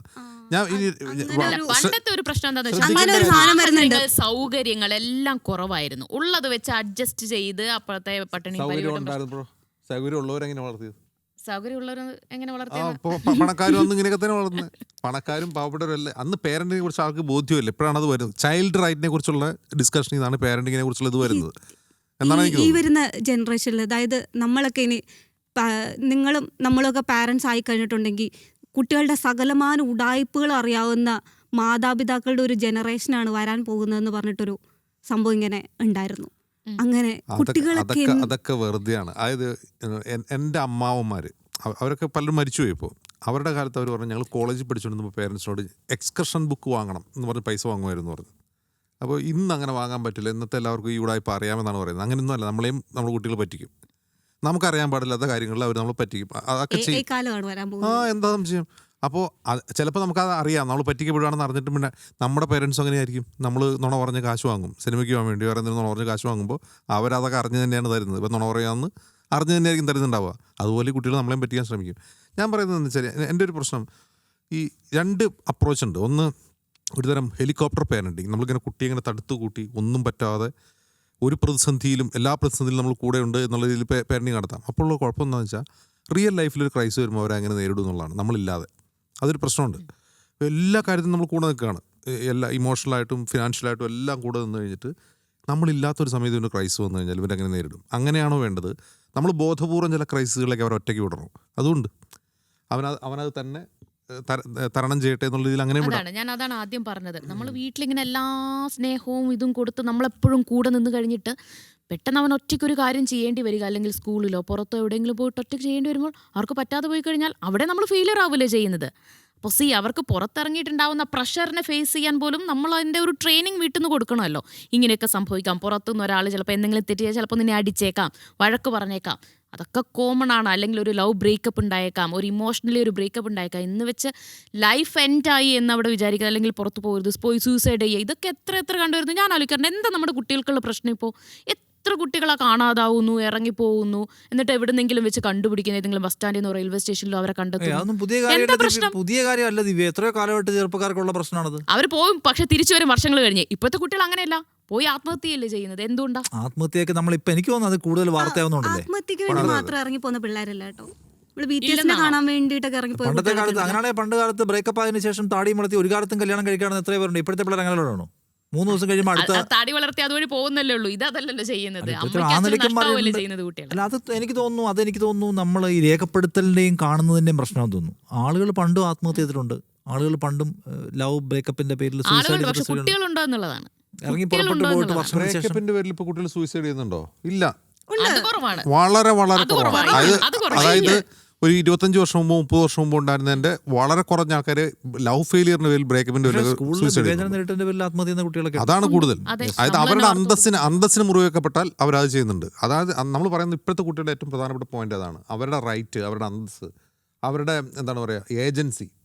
ഈ ഏജൻസി അങ്ങ് പേരൻസ് തന്നെ എടുത്തുകളയാണല്ലോ. ഞാൻ തീരുമാനിച്ചോളാം നീ എന്ത് ഇടണം, ഞാൻ തീരുമാനിക്കാം നീ ഏത് ഉപയോഗിക്കണം. ഇതൊരു പ്രശ്നമാണ്. കുട്ടിക്ക് ഒരു റൈറ്റും ഇല്ലേ. അപ്പോൾ ഇത്തരം കാര്യങ്ങളിലാണ് കുട്ടികൾ കൂടുതൽ വൾണറബിൾ ആവുന്നതാണ് തോന്നുന്നത്. മറ്റേ ബ്രേക്കപ്പ് ഒക്കെ അവർ പുഷ്പം പോലെ കുട്ടികളെ സ്നേഹിക്കുക എന്നുള്ളത് ഞാൻ പറയട്ടെ, അത് എൻ്റെ ഒരു കാഴ്ചപ്പാടാണ്. കുഞ്ഞിനെ സ്നേഹിക്കുക എന്നുള്ളത് ഒരുതരം എൻ്റർടൈൻമെൻറ്റാണ് എന്നെ സംബന്ധിച്ച്. ചില ആളുകൾ സിനിമ കാണാൻ ഇഷ്ടപ്പെടുന്നു സ്ഥിരമായി, ചില ആളുകൾ പുസ്തകം വായിക്കാൻ ഇഷ്ടപ്പെടുന്നു, ചില ആളുകൾ യാത്ര പോകാൻ ഇഷ്ടപ്പെടുന്നു. അത് അവരുടെ പേഴ്സണൽ ഹാപ്പിനെസ് ആണ്, തികച്ചും സ്വാർത്ഥമായ ഹാപ്പിനെസ്. എൻ്റേതും അങ്ങനെയാണ്. കുഞ്ഞിനെ സ്നേഹിക്കുക എന്ന് ഞാൻ അതിനകത്ത് ഒരു ഇൻവെസ്റ്റ്മെൻ്റ് ആയിട്ട് കാണുന്നതേ ഇല്ല. ഒന്നാമത്തെ കാര്യം, ഇൻവെസ്റ്റ്മെൻ്റായി കാണുമ്പോഴാണ് നമുക്ക് തിരിച്ചു കിട്ടുന്നതിനെ കുറിച്ചുള്ള പ്ലാൻ ഉണ്ടാവുമല്ലോ. അയ്യോ, അങ്ങനെ തിരിച്ചുവിട്ടെന്ന് ഇത്രയും കാലം വിചാരിക്കാൻ ഞാൻ സ്നേഹിച്ചു, ഇനി തിരിച്ചെനിക്ക് കിട്ടണം, അല്ലെങ്കിൽ ഇപ്പം സ്നേഹിക്കുമ്പോൾ തിരിച്ചിടണം. ഞാൻ സ്നേഹിക്കുക എന്ന് പറയുന്ന പ്രോസസ്സിൽ സന്തോഷിക്കുന്ന ആളാണ്. എനിക്ക് തിരിച്ച് എന്തെങ്കിലും കിട്ടാനൊരു പ്ലാൻ അതിനകത്തില്ല. നിങ്ങൾ യാത്ര പോകുന്ന പോലെ, നിങ്ങൾ സിനിമ കാണുന്നത് പോലെ, നിങ്ങളല്ലെങ്കിലും കള്ളു കുടിക്കുന്ന പോലെ, നിങ്ങളല്ലെങ്കിൽ MDMA ഉപയോഗിക്കുന്ന പോലെ കിട്ടുന്ന ഒരു സാധനം ഉണ്ടല്ലോ, ഒരു ലഹരി. അത് അങ്ങോട്ട് സ്നേഹിക്കുമ്പോൾ നമ്മൾ എൻ്റെ പേഴ്സണൽ ഹാപ്പിനെസ് ആണത്. അപ്പോൾ എനിക്കതിനകത്ത് ഇൻവെസ്റ്റ്മെൻറ്റ് പ്ലാൻ അല്ല, ഒരു ഇൻവെസ്റ്റ്മെൻറ്റും എനിക്ക് ആ കാര്യത്തിലില്ല. കുട്ടി ഇങ്ങനെ തിരിച്ചു തരണമെന്നില്ല. അപ്പോൾ അതുകൊണ്ട് എനിക്ക് തോന്നുന്നു നമ്മൾ കുഞ്ഞുങ്ങളെ സ്നേഹിക്കുമ്പോൾ അങ്ങനെ ഒരു ബേസിക് സംഗതി ഉണ്ടാവണം. അപ്പോൾ ആൾക്കാർ പറയല്ലോ ഇതൊക്കെ തിരിച്ചുണ്ടാവുമെന്ന് അറിയില്ലല്ലോ, പ്രായമാകുമ്പോൾ ഞങ്ങളെ തിരിച്ചു നോക്കൂ. പ്രായമാകുമ്പോൾ നമ്മളെ നോക്കാൻ നമ്മൾ വേറെ പ്ലാൻ ഉണ്ടാക്കണം, നമുക്ക് ജീവിക്കാൻ നമ്മൾ വേറെ പ്ലാൻ ഉണ്ടാക്കണം. ഇന്ത്യൻ പേരൻസിൻ്റെ ഒരു പ്രശ്നമാണ്, നമ്മൾ ഈ കൊടുത്തതെല്ലാം നമുക്ക് തിരിച്ച് കിട്ടേണ്ടതുണ്ട്. ഇത്ര സഹിതം 10 മാസം ചുമന്ന് ഞാൻ 10 മാസം നമുക്കത് പ്രസവിക്കാൻ പറ്റില്ല. 9 മാസം ഞാൻ 10 മാസം വേറെ നിവൃത്തിയില്ല. ആൺകുട്ടി വേണമെന്ന് ഇപ്പോൾ പല ആൾക്കാരും ചിന്തിക്കുന്നതിന്റെ ഒരു കാരണം അത് തന്നെയാണ്. ഒരു കുറെ കഴിഞ്ഞ് പെൺകുട്ടി കല്യാണം കഴിഞ്ഞ് വേറെ വീട്ടിലേക്ക് പോകും. ആരാ അച്ഛനും അമ്മയും നോക്കേണ്ടത് ഒരു ആൺകുട്ടിയാണ്. അപ്പോൾ പക്ഷേ ആ സങ്കല്പം മാറിയെന്ന് തോന്നുന്നു. ഇപ്പൊ കല്യാണം കഴിക്കുമ്പോൾ ആൺകുട്ടികൾ ആ വഴിക്ക് പോവുക, പെൺകുട്ടികളാണ് ഇപ്പോൾ കുറച്ചും കൂടി വീടുകളിൽ നിൽക്കുന്നതെന്നാണ് ഇപ്പൊ കണ്ടുവരുന്നൊരു ട്രെൻഡ്. അത് മാറും. ആൺപിള്ളേർ കുറച്ചൊരു പ്രായമായി കഴിഞ്ഞാൽ പിന്നെ അവർ സ്കൂളിൽ നിന്ന് വരുന്നു, സ്കൂളിൽ നിന്നിട്ട് വീട്ടിൽ കയറുന്ന ബാഗ് അകത്തേക്ക് കയറുന്നിട്ട് പുറത്തേക്ക് വിടുക. പുറത്താണ് അവരുടെ ലോകവും കമ്പനിയും കളിയെല്ലാം. പെൺപിള്ളേർ ഇപ്പോഴും പൂർണ്ണമായും പുറത്തേക്ക് പോകാൻ തുടങ്ങിയിട്ടില്ലോ. കേരളത്തിൽ ഇപ്പോഴും വീട്ടിലേക്ക് തന്നെ വരും. അതുകൊണ്ടാണ് ആൾക്കാർ അതാണ് ഇപ്പോഴും ഇവരുടെ ഒരു മാതാപിതാക്കളുടെ ഒരു കംഫർട്ട് ഏരിയ എന്ന് പറഞ്ഞാൽ അതാണ്. അവരിപ്പോഴും കൈപ്പിടിയിലുണ്ടാവും. നിങ്ങളെല്ലാവരും മുതിർന്ന പ്രായപൂർത്തിയായ 20 വയസ്സിന് മുകളിലുള്ള യുവാക്കളോടോ യുവതികളോടോ അവരുടെ ലൈഫിൽ ഏറ്റവും സങ്കടമുള്ള കാര്യം എന്ന് വെച്ചാൽ അവരുടെ ചൈൽഡ്ഹുഡ് ട്രോമ എന്ന് പറയുള്ളൂ. അതിൻ്റെ കാരണം എന്ന് വെച്ചാൽ ഈ മനുഷ്യനെ മരണം വരെ വിടാതെ പിന്തുടരുന്ന സാധനം ചൈൽഡ്ഹുഡാണ്. നമ്മുടെ കുട്ടിത്തമാണ് നമ്മളെ മരണം വരെ പിന്തുടരുന്നത്. എന്നെ ഞാനാക്കുന്നതിൽ എൻ്റെ ചൈൽഡ്ഹുഡിന് വലിയ പ്രശ്നമുണ്ട്. എൻ്റെ പ്രശ്നങ്ങളെ ഇപ്പോൾ ഒരു വ്യക്തി എന്ന നിലയിൽ എനിക്ക് കുറേ പ്രശ്നങ്ങളുണ്ടാവും. ആ പ്രശ്നങ്ങളിലൊക്കെ റൂട്ട് ചൈൽഡ്ഹുഡിലാണ്. പിന്നെ നമ്മൾ വലുതായി തിരിച്ചറിഞ്ഞത് പരിഹരിച്ചൊക്കെ വരുമ്പോഴത്തേക്ക് നമുക്ക് പ്രായമാവും. അതാണ് എൻ്റെ ഒരു കുഴപ്പം. എനിക്ക് അങ്ങനത്തെ സംഗതികളുണ്ട്. ഞാനിപ്പോൾ എൻ്റെ സ്കൂൾ ലൈഫ് എല്ലാവരും പറയല്ലോ നമ്മുടെ ബാല്യകാലത്തേക്ക് മടങ്ങിപ്പോകണം, സ്കൂൾ ലൈഫിലേക്ക് മടങ്ങിപ്പോകണം, ഒരു വട്ടം കൂടി എൻ്റെ ഓർമ്മകൾ മേയുന്നത്. എനിക്ക് ആ സാധനമേ ഇല്ല. എനിക്ക് ആ പരിസരത്തേക്ക് പോകണ്ട, ഇഷ്ടമല്ല. കാരണം I was A problem boy in my school. ആ പ്രോബ്ലം ബോയ് ആയിരുന്ന എന്നെ ഒരാൾ പരിഗണിച്ചിട്ടില്ല. ഏറ്റവും പുറകിലെ ബെഞ്ചിലാണ് ഞാൻ മിക്കപ്പോഴും ഇരുന്നിട്ടുണ്ടായിരുന്നത്. ഹോംവർക്ക് ഇല്ലാത്ത ആൾ, യൂണിഫോം പ്രോപ്പറായി ഇടാത്ത ഒരാൾ, പഠിക്കാൻ ഉഴപ്പുന്ന ആൾ, ഹോംവർക്ക് ചെയ്യാത്ത ആൾ. അതിന്റെ പേരിൽ എന്താടാ നിനക്ക് പറ്റിയതെന്ന് ചോദിച്ചാൽ ഒരാളെ എനിക്ക്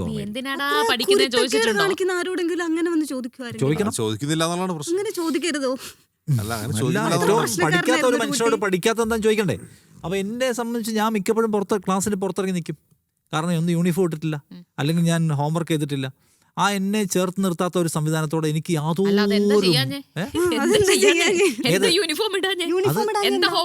നിങ്ങൾ ഏത് പ്രായമുള്ള കുട്ടിയോടായി ചോദിക്കുന്നത്? ഏത് ചെറിയ ക്ലാസ്സിൽ പഠിക്കുന്നത്? ഇപ്പൊ ഞാൻ 5ാം ക്ലാസ്സിലോ 6ാം ക്ലാസ്സിലോ പഠിക്കുന്ന അടുത്ത കാര്യമായി പറഞ്ഞു. അപ്പൊ നിങ്ങൾ വീട്ടിൽ നിന്ന് ഇറങ്ങുമ്പോൾ നിങ്ങൾ യൂണിഫോം ഇട്ടിട്ടല്ലേ സ്കൂളിലേക്ക്? യൂണിഫോം ഇടാതെ പോയ ദിവസങ്ങളുണ്ട്. നിങ്ങൾ 7 വയസ്സുള്ള വീട്ടിൽ നിന്ന് യൂണിഫോം ഇടാതെ സ്കൂളിലേക്ക് പോയത് പ്രശ്നമല്ലേ? വീട്ടിൽ നിന്ന് യൂണിഫോം ഇട്ടിട്ട് പോകുന്നത് എന്തായാലും വീട്ടിൽ നിന്ന് ഒരുക്കി കുട്ടപ്പനാക്കി പൗഡറൊക്കെ ഇട്ടിട്ടായിരിക്കുമല്ലോ വിടുന്നത്. നിങ്ങൾ സ്കൂളിൽ ചെന്നിട്ട് ഒരു ടോക്സിക് പേരന്റ് പിറവി എടുക്കുന്നതിന്റെ തത്സമയ ദൃശ്യങ്ങൾ പങ്കുവെക്കുകയാണ്. കണ്ടോ, തുടക്കം മുതൽ ശ്രദ്ധിക്കണാണ്. ഒരു ടോക്സിക് പേരന്റ് ഇതാ പിറവി എടുക്കായി. എന്തുകൊണ്ട് നീ യൂണിഫോം ഇല്ല? എന്തുകൊണ്ട് നീ പരീക്ഷയിൽ എത്ര കഷ്ടപ്പെട്ടായിരിക്കും വീട്ടിൽ നിന്ന് ഒരുക്കിയിട്ട് പുസ്തകം അടുക്കി വെച്ചിട്ടായിരിക്കും സ്കൂളിലേക്ക് വിടാ. ബാനു, ഞാൻ കണക്കിന് 100 മാർക്ക് എനിക്ക് 100 മാർക്ക് കിട്ടിയില്ല. അതൊരു തെറ്റാണോ? അതെ, നിങ്ങൾ പഠിക്കാത്തതുകൊണ്ട് പഠിച്ചില്ല. അപ്പൊ ഞാൻ പറഞ്ഞത് എനിക്ക് ആ നിലയ്ക്കുള്ള വലിയ എനിക്ക് വളരെ അപൂർവം അധ്യാപകരെ ഓർമ്മ പോലും ഉള്ളൂ. മീൻസ് എന്റെ ഹൃദയം കൊണ്ട് അവർ നമ്മളോട് സ്നേഹത്തോടെ പെരുമാറിയതാണ്. ഇത്രയും പഠിക്കാതെ ഇത്രയും വന്ന് ഇങ്ങനെ ഒരു പൊസിഷനിൽ ഇരുന്നിട്ട് ടീച്ചേഴ്സിനെ ഇങ്ങനെയൊക്കെ പറഞ്ഞിട്ട് എന്നെ അവരന്ന് അങ്ങനെ പരിഗണിച്ചില്ല, ഇന്ന് ഇങ്ങനെ പരിഗണിച്ചില്ല. ആളിങ്ങനെ പഠിക്കാതെ ഉഴപ്പി നടന്നിട്ട് ഒന്നും അല്ലാതെ പോയിട്ടുണ്ടെങ്കിലുള്ള അവസ്ഥ ഒന്ന് ആലോചിച്ച്. അന്ന് ആളിരുന്ന് പറഞ്ഞേനെ അന്ന് യൂണിഫോം ഇട്ടാൽ മതിയായിരുന്നു, അന്ന് ബുക്ക് എടുത്ത് വെച്ചാൽ മതിയായിരുന്നു, അന്ന് പഠിച്ചാൽ മതിയായിരുന്നു എന്ന് തോന്നാൻ അന്ന് വരത്തില്ലേ? അല്ലെ, പഠിക്കുക എന്ന് പറയുന്നത് ഡിപ്പെൻസ്, ഓരോരുത്തർക്കും വേറെ വേറെ ലെവലായിരിക്കും. പക്ഷെ എനിക്ക് ആ യൂണിഫോം ഇടാത്തതിനോട് കുറെ കാര്യങ്ങളുടെ കൂട്ടത്തിൽ പറഞ്ഞത് നിങ്ങൾ യൂണിഫോമിൽ പിടിച്ചിരിക്കുകയാണ്. കൊള്ളാലോ, നിങ്ങൾ ഒരു ക്ലാസ്സിൽ പഠിക്കാത്ത എത്ര കുട്ടികളുണ്ട്? എല്ലാവരും ഒരുപോലെ പഠിക്കോ? ഇല്ല, ഒരിക്കലും ഇല്ല, പഠിക്കില്ല. പഠിക്കാത്ത കുട്ടികളോട് ചോദിക്കണ്ടേ എന്താണ് നിന്റെ പ്രശ്നം, നിനക്ക് എന്താണ് ഓണപരീക്ഷയ്ക്ക് മാർക്ക് കുറഞ്ഞു പോയത്, നിനക്ക് വല്ല സ്പെഷ്യൽ ഹെൽപ്പ് ആവശ്യമുണ്ടോ മോനെ, വീട്ടിൽ വല്ല പ്രശ്നമുണ്ടോ, പഠിക്കാൻ കറണ്ട് ഇല്ലാത്തതാണോ, അതോ അച്ഛനും അമ്മയും തമ്മിൽ എന്തെങ്കിലും പ്രശ്നമുണ്ടോ, അതോ സാമ്പത്തിക പ്രശ്നമുണ്ടോ എന്ന് ചോദിക്കേണ്ട ഒരു അധ്യാപകൻ. അങ്ങനെ ചോദിക്കാത്ത അധ്യാപകൻ ഈസ് നോട്ട് എ പെർഫെക്റ്റ് അധ്യാപകൻ. അത്ര അധ്യാപകർ നമ്മുടെ മനസ്സിൽ ഉണ്ടാവത്തേയില്ല. അവരവരുടെ വെറുതെ കടന്നു ചോദിച്ചില്ലല്ലോ അച്ഛനും അമ്മയും. പേരന്റിംഗിൽ പ്രശ്നം ഉണ്ടായിരുന്നെ വിചാരിക്കണം. പേരന്റിംഗിൽ പ്രശ്നം ഉണ്ടായിരുന്നെ വിചാരിക്കൂ. നമ്മൾ നമ്മുടെ ജീവിതത്തിലെ ബഹുഭൂരിപക്ഷ സമയം ചെലവാക്കുന്നത് സ്കൂൾ കാലഘട്ടത്തിൽ നമ്മുടെ സ്കൂളിലാണ്, അല്ലേ? ആ സമയത്ത് നമ്മളെ കേൾക്കേണ്ട ബാധ്യതയുള്ളവർ കേട്ടിട്ടില്ല. അതുകൊണ്ട് തന്നെ എനിക്ക് സ്കൂളിനെ കുറിച്ച് അങ്ങനെ ഭയങ്കരമായിട്ടുള്ള മെമ്മറീസ്. എനിക്ക് സ്കൂളിലേക്ക് എന്നെ നിർബന്ധിച്ചാലും പ്ലീസ് എന്നെ നിങ്ങൾ വിളിക്കരുത്, ഞാൻ മടങ്ങി വരുന്നില്ല എന്നാണ് എൻ്റെ നിലപാട്. എനിക്ക് അങ്ങനത്തെ നൊക്ലാജിയുടെ പ്രശ്നമില്ല. സീരിയസ്ലി മെമ്മറീസ് ഉള്ളത് എവിടെയാ? മെമ്മറീസ് എൻ്റെ കോളേജിലാണ്. കോളേജ് കാലമാണ് എൻ്റെ ഏറ്റവും ബ്യൂട്ടിഫുൾ കാലം. അവിടെയാണ് എനിക്ക് ഏറ്റവും പ്രിയപ്പെട്ട അധ്യാപകരായിട്ടുള്ള ആൾക്കാരുള്ളത്, ഏറ്റവും പ്രിയപ്പെട്ട ഫ്രണ്ട്സ് ഉള്ളത്. ഞാൻ ഏറ്റവും കൂടുതൽ ഒരു മനുഷ്യൻ നിലയ്ക്ക് വികാസം പ്രാപിക്കുന്നതിൽ പ്രധാന പങ്കുവച്ച സ്ഥലം അവിടെയാണ്. സ്കൂളിനോട് എനിക്കതില്ല. സ്കൂൾ സീരിയസ്ലി ഇല്ല. വ്യത്യസ്തമായ അനുഭവമുള്ള ആൾക്കാരുണ്ടാകുമായിരിക്കും. അപ്പോൾ പ്രിവിലേജ് കിട്ടിയ ആൾക്കാർ, അധ്യാപകരുടെ കയ്യിൽ നിന്ന് നല്ല കൈഡ് കിട്ടിയ ആൾ, ദിവ്യയെ കണ്ടു പഠിക്കൂ എന്നൊക്കെ പറഞ്ഞിട്ടുണ്ടാവും. അതുകൊണ്ട് ദിവ്യയ്ക്ക് വലിയ കാര്യമാണ്. നിഷാദിനെ കണ്ടു പഠിക്കൂ എന്ന് ആരും പറഞ്ഞിട്ട് ഓർമ്മയിലില്ല. എനിക്കങ്ങോട്ട് പോവുകയും വേണ്ട. ശരി, നിങ്ങൾ അത്ര പ്രശ്നക്കാരനായ ഒരു കുട്ടിയായിരുന്നു സ്കൂളിൽ ആയിരുന്നു. അപ്പോൾ നിങ്ങളുടെ വീട്ടിലെ അനുഭവം എങ്ങനെയായിരുന്നു? വീട്ടിൽ നിങ്ങൾ എങ്ങനെ ഒരു മകനായിരുന്നു, മൂത്ത നിഷാദ് കുട്ടിയായിരുന്നു? ഇപ്പോൾ പറഞ്ഞൊരു പ്രധാനപ്പെട്ട കാര്യമാണ് ഈ കമ്പാരിസൺ എന്ന് പറയുന്നത്. അതിലിപ്പോൾ ഒന്നിലധികം കുട്ടികളുള്ളപ്പോൾ ഈ കമ്പയർ ചെയ്യൽ ഭയങ്കര പ്രശ്നം ഉണ്ടാകുന്ന ഒന്നാണ്. അങ്ങനെ കമ്പയർ ചെയ്യാനേ പാടില്ല. ഓരോ കുട്ടികളും ഓരോ രീതിയാണ്.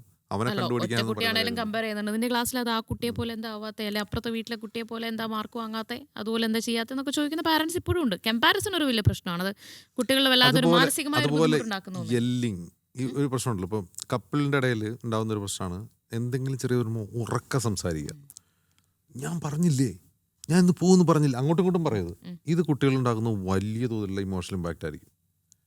നമുക്കിപ്പോൾ മനസ്സിലാവില്ല അതായത് നമ്മൾ ചിലപ്പോൾ വളരെ ചെറിയൊരു ഡിസഗ്രിമെൻ്റ് ആയിരിക്കും പ്രകടിപ്പിക്കുക, പക്ഷെ ഉറക്കം ഒച്ചയ്ക്ക് സംസാരിക്കില്ല. ഞാൻ പറഞ്ഞതാണല്ലോ ഞാൻ പോകുന്നു, അപ്പോൾ പറയും ഇപ്പോൾ പോകണ്ടെന്നൊക്കെ. ഈ ഉറക്കം സംസാരിക്കില്ലേ, ഇത് കുട്ടികൾ ഭയങ്കര തോതിലുള്ള അരക്ഷിതബോധം ഉണ്ടാകും. ഈ അരക്ഷിതരായി വളരുന്ന കുട്ടികൾ, ഇമോഷണലി ഇൻസെക്യൂർ ആയിട്ട് വളരുന്ന കുട്ടികൾ വലുതാകുമ്പോൾ പ്രശ്നക്കാരായിരിക്കും. ഇൻസെക്യൂരിറ്റിയുടെ ഒരു പ്രശ്നം എനിക്ക് തോന്നാൻ മറ്റൊന്നുണ്ടല്ലോ, സിബ്ലിങ്സ് ഇല്ലായ്മ ഒരു വലിയൊരു പ്രശ്നമായിട്ട് തോന്നുന്നത്. പണ്ടൊക്കെ 5 6 കുട്ടികൾ, അല്ലെങ്കിൽ ഏട്ടന്മാർ, അനിയത്തിമാർ, പെങ്ങന്മാരൊക്കെ ഉണ്ടാവും. ഇപ്പോൾ ഒറ്റ കുട്ടി, ഒരു 1 ചൈൽഡാണ്. അപ്പോൾ 1 ചൈൽഡിന് അതിൻ്റെതായ പ്രശ്നങ്ങളുണ്ടല്ലോ. വീട്ടിലിപ്പോൾ അച്ഛനും അമ്മയും ജോലിക്ക് പോകുന്നുണ്ടായിരിക്കാം, വീട്ടിൽ അവരുടെ അവൈലബിലിറ്റി കുറവായിരിക്കാം, അവരുടെ ടൈം കിട്ടുന്നത് കുറവായിരിക്കാം, ഫ്ലാറ്റോ അപ്പാർട്ട്മെൻറ്റോ ആയിരിക്കാം, വേറെ കുട്ടികൾ കളിക്കാനുണ്ടാവില്ല, അങ്ങനെ ഒരു സാമൂഹിക ചുറ്റുപാടുണ്ടാവില്ല. ഒറ്റയ്ക്കായിരിക്കും ഒരു പക്ഷേ വീട്ടിൽ TV അല്ലെങ്കിൽ ഫോണിലായിരിക്കാം സമയം സ്പെൻഡ് ചെയ്യുന്നുണ്ടാവുക. മുത്തശ്ശനും ആയിരിക്കാം. അതിൻ്റെ ഒരു വല്ലാത്തൊരു ജനറേഷൻ ഗ്യാപ്പ് കുട്ടികൾ നേരിടുന്നുണ്ടാവും. വല്ലാത്തൊരു ഒറ്റപ്പെടൽ അനുഭവിക്കുന്ന ഒരുപാട് കുട്ടികളുണ്ട്. അത് അവരുടെ ക്യാരക്ടർ ഡെവലപ്മെന്റിനെ തന്നെ ബാധിക്കുന്നു. പലതരത്തിലുള്ള മനുഷ്യന്മാരായിട്ട് മിങ്കിൾ ചെയ്യാന്നുള്ളത് ക്യാരക്ടർ ബിൽഡ് ചെയ്യുന്നതിൽ പ്രധാനപ്പെട്ട കാര്യമാണ്. അത് ലാക്ക് ചെയ്യുന്ന ഒരുപാട് വീടുകളുണ്ട്. അപ്പോൾ എൻ്റെ മോള് തന്നെ ഒറ്റയ്ക്കായതുകൊണ്ട് തന്നെ എപ്പോഴും പുറത്തു പോയി കളിക്കാനോ വേറെ ആരെങ്കിലും മീറ്റ് ചെയ്തതിനെ കുറിച്ചോ പറഞ്ഞുകൊണ്ടിരിക്കും. ഇപ്പം ക്രിസ്മസ് വെക്കേഷനായി പെട്ടെന്ന് നാട്ടിൽ പോകണം, അവിടെ കുറേ കസിൻസ് ഉണ്ട്, അവരോട് പോകണം നിർബന്ധിച്ചുകൊണ്ടേ ഇരിക്കുകയാണ്. കാരണം അവരുടെ കൂടെ എനിക്ക് താല്പര്യമാണ്. അപ്പോൾ അങ്ങനത്തെ പ്രശ്നങ്ങൾ ഉറപ്പായിട്ടും ഉണ്ട്. പക്ഷേ പുതിയ കാലത്തിൻ്റെ ഒരു യാഥാർത്ഥ്യമാണത്. ഓരോ കാലത്തിനുണ്ട് യാഥാർത്ഥ്യങ്ങളെ നമ്മൾ അഡ്രസ്സ് ചെയ്യുക എന്നുള്ളത് ചെയ്യാനുള്ളൂ. അല്ലാതെ എല്ലാത്തിനും പഴയ കാലത്തൊരു പരിഹാരം ഇരിക്കുന്നു. നമ്മൾ കൂട്ടുകുടുംബമായി ജീവിക്കലാണ് സകലത്തിന്റെയും പരിഹാരം. 10 മക്കളൊക്കെ ഉണ്ടാവണം. അതാണ് അത് പഴയ കാലത്തെ സ്പെൻഡ് ചെയ്യുക, അവരെ പുറത്തു കൊണ്ടുപോകുക, അവർക്ക് കൂടുതൽ സുഹൃത്തുക്കളെ ഉണ്ടാക്കി കൊടുക്കുക, ഇതുപോലുള്ള കാര്യങ്ങൾ പരിഹാരം ഉണ്ടാക്കുക എന്നുള്ളത്. എല്ലാത്തിനുമായി പഴയ കാലത്തൊരു പരിഹാരം ഇല്ല ബാനു. അതാണ് നമ്മൾ മനസ്സിലാക്കുക. പഴയ കാലത്ത് പലതും പരിഹാരമേ അല്ല. അതെ, പലതും പരിഹാരമല്ല, പലതും മഹാ അബദ്ധങ്ങളാണെന്നുള്ളതാണ്. പഴയ കാലമേ നമ്മൾ ചിന്തിക്കരുത്, പുതിയ കാലത്തിനനുസരിച്ച് നമ്മൾ മാറ്റം. പഴയ കാലത്ത് നമ്മളൊന്നും ഇൻഫ്ലുവൻസ്ഡ് ആകരുതെന്നാണോ നിങ്ങൾ പറയുന്നത്? മിക്കവാറും ഇൻഫ്ലുവൻസ് ആവാൻ പറ്റുന്ന കാര്യങ്ങളല്ല പഴയ കാലത്ത്. അത് ഇൻഫ്ലുവൻസ് ചെയ്യണമെന്ന് തോന്നിയ ബെസ്റ്റ് തിങ്സ് എന്താ ഉള്ളത് ബാനുവിന്? എന്നാലും ഇപ്പം നമ്മൾ വീട്ടിലേക്ക് ചെല്ലുമ്പോൾ നമ്മുടെ അമ്മമാർ നമ്മളെ കംഫർട്ടാക്കുന്ന ഒരു രീതി ഉണ്ടല്ലോ. അതൊക്കെ നമ്മളെന്തെങ്കിലും ഇപ്പോൾ നമ്മുടെയൊക്കെ ജനറേഷനിലാണെങ്കിൽ, ഇപ്പോൾ ഞാനൊക്കെ ആണെങ്കിൽ ഇനി നമ്മൾ വലിയ ടയേർഡായിട്ടൊക്കെ നിൽക്കുകയാണെന്നുണ്ടെങ്കിൽ ഞാനൊരു ഓവർനൈറ്റ് ഓട്സ് ഒക്കെ ഉണ്ടാക്കി ഫ്രിഡ്ജിൽ വെക്കുമായിരിക്കും. പക്ഷെ നമ്മുടെ വീട്ടിൽ ചെന്നിട്ടുണ്ടെങ്കിൽ നമുക്ക് ദോശ വേണോ, ദോശ ഉണ്ടാക്കി തരാം. നമ്മൾ വളരെ ടയേർഡായിട്ട് വീട്ടിൽ ചെല്ലുമ്പോൾ നമുക്ക് എന്താ ഇഷ്ടപ്പെട്ടതെന്ന് വെച്ചിട്ടുണ്ടെങ്കിൽ ഉണ്ടാക്കി തരിക. നമ്മളെ ആ ഒരു കംഫർട്ടാക്കി വെക്കുക എന്ന് പറയുന്ന ഒരു സാധനം ഉണ്ടല്ലോ. ഒരു സ്നേഹം പുതിയ ഒരു പാരന്റിങ്ങിൽ കിട്ടുന്നുണ്ടോ? കൊടുക്കുന്നുണ്ട്. എന്റെ മോന് മാക്സിമം കൊടുക്കാൻ ശ്രമിക്കാറുണ്ട്. ഫുഡൊക്കെ ഉണ്ടാക്കി കൊടുക്കുന്നുണ്ടാവില്ലേ? അതൊരു ഉദാഹരണം പറഞ്ഞാണ്, എനിക്കത് മനസ്സിലാവുന്നില്ല. കാര്യം പറഞ്ഞാണ്. അതായത് കവിയൂർ പൊന്നമ്മ മോഡൽ അമ്മമാരില്ല എന്നാണോ പ്രശ്നം? എന്താ മോഡല് അമ്മമാരല്ലായിരുന്നു പിന്നെ? അല്ല, ഞാൻ ചോദിക്കട്ടെ, അപ്പൊ ഈ 10 മണിക്ക് കയറി വന്ന ആൾക്ക് ദോശയും ഇഡലിയും ഉണ്ടാക്കി കൊടുക്കുന്ന അമ്മ, നീ എവിടെ പോയി പണ്ടാരടങ്ങിയിരിക്കായിരുന്നു എന്ന് ചോദിക്കുന്ന അമ്മമാരില്ലേ? അതാണ് യാഥാർത്ഥ്യം. പക്ഷെ നമുക്കത് ഇവിടെ പറയാൻ പറ്റത്തില്ല. പറയാൻ പറ്റാത്ത അതാണ് ബഹുഭൂരിഭാഗം അമ്മമാരും കവിയൂർ പൊന്നമ്മയല്ല, ബഹുഭൂരിഭാഗം അമ്മമാരും വെള്ളിമൂങ്ങയിലെ KPSL എഴുതിയാണ്. മേലെപ്പറമ്പിൽ ആൺവീട്ടിലെ മീനയാണ്. എന്റെ അമ്മ സങ്കല്പത്തിൽ ഈ മേലെപ്പറമ്പിൽ ആൺവീട്ടിലെ മീനയാണ് കറക്റ്റ് സാധനം. ഞാനൊന്ന് പൊട്ടിച്ചിട്ട് ക്ഷമിക്കും. അതാണ് നമ്മുടെ രീതി. പക്ഷെ ചോട്ടാ മുംബൈയിലെ പച്ചമുളക് മാത്രം കൊടുത്തിട്ട് ഇന്നത് കടിച്ചാൽ മതി. അങ്ങനത്തെ അമ്മ സങ്കല്പങ്ങളുണ്ട്. ചോട്ടാ മുംബൈയിൽ ഒരു അമ്മയുണ്ടല്ലോ, കലാഭമണിയുടെ അമ്മ.